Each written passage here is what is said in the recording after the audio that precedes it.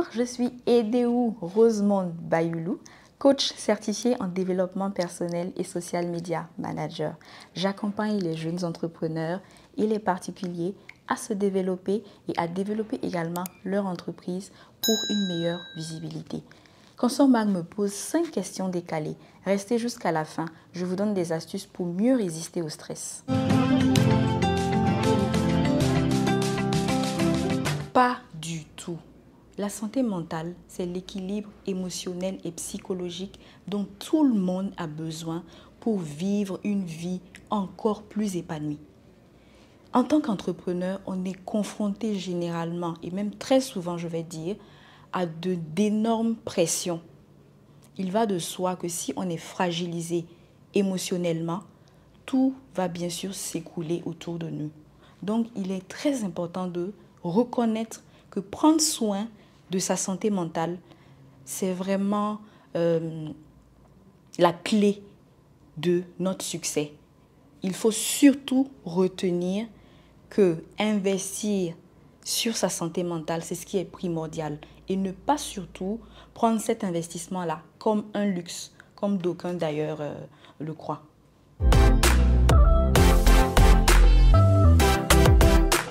Le burn-out est un état d'épuisement mental, physique, émotionnel causé par un stress prolongé ou une surcharge de travail. On le ressent généralement lorsqu'on a une fatigue persistante et très prolongée, lorsqu'on a des pertes de motivation, même pour des tâches qu'on a l'habitude de faire passionnément. Maintenant, pour y remédier un tant soit peu, il faut déjà prendre une pause, pas seulement physique, mais surtout émotionnelle et mentale. Et ensuite, si nécessaire, je préconise d'ailleurs, je pense que c'est vraiment utile, de consulter un professionnel de la santé mentale ou d'ailleurs de se faire accompagner. Un leader, c'est cette personne-là qui incarne des valeurs telles que l'intégrité, l'empathie, l'écoute active et surtout l'analyse, qui sait vraiment analyser. Pour aller plus loin, être un leader, c'est une question d'attitude et d'impact que de poste hiérarchique. C'est très important et c'est vraiment cette partie-là qu'il faut retenir.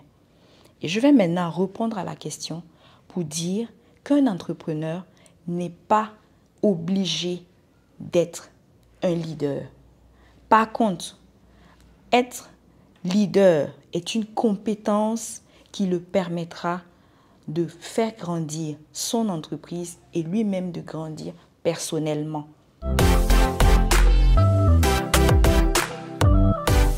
Oui, bien sûr, les groupes de soutien existent au Burkina Faso, mais généralement de manière informelle. Ce sont des cercles comme les réseaux professionnels, les incubateurs ou même des groupes WhatsApp pour aller plus loin.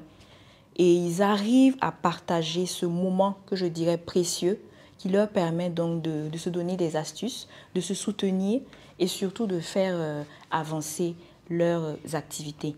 C'est une pratique à beaucoup prendre au sérieux, à ne pas du tout négliger parce que ça permet à l'entrepreneur lui-même de ne pas se sentir seul face aux défis qu'il rencontre pendant son parcours. Alors, pour ces 3 astuces, je vais commencer d'abord par prioriser et planifier ses tâches.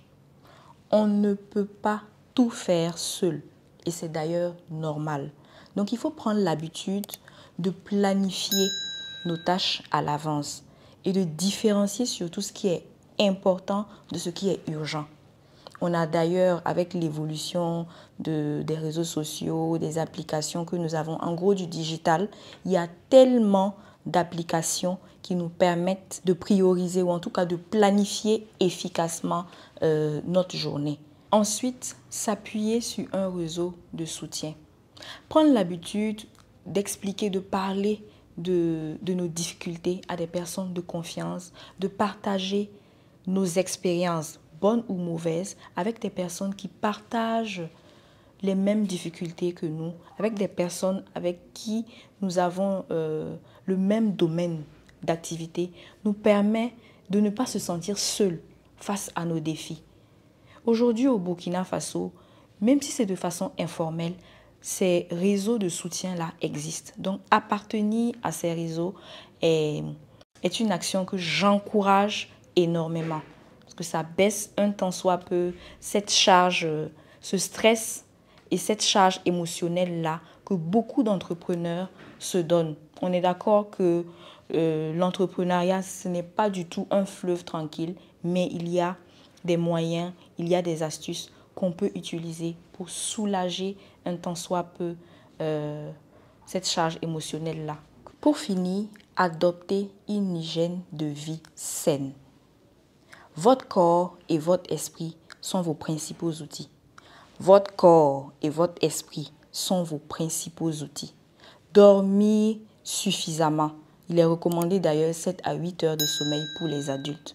Le sommeil, ce n'est pas pour les faibles, comme on le dit sur les réseaux sociaux parfois pour se taquiner. Ce n'est absolument pas pour les faibles, mais ça vous permet de garder en fait cette productivité-là tout au long de votre journée. Manger équilibré et sainement, ce n'est pas un luxe, non. On a plutôt besoin de discipline et de connaissances autour des aliments qui sont nécessaires pour notre corps. Donc, il faut se documenter. C'est important. Et d'ailleurs, c'est ce qui nous permet de rallonger notre vie. Et pour terminer, il faut faire de l'exercice physique. J'avoue que ces dernières années, il y a une nette amélioration. Nous remarquons une nette amélioration et c'est vraiment à encourager. Au minimum 30 minutes de marche par jour ou à défaut 1h30 dans la semaine est recommandé pour maintenir ce bien-être-là.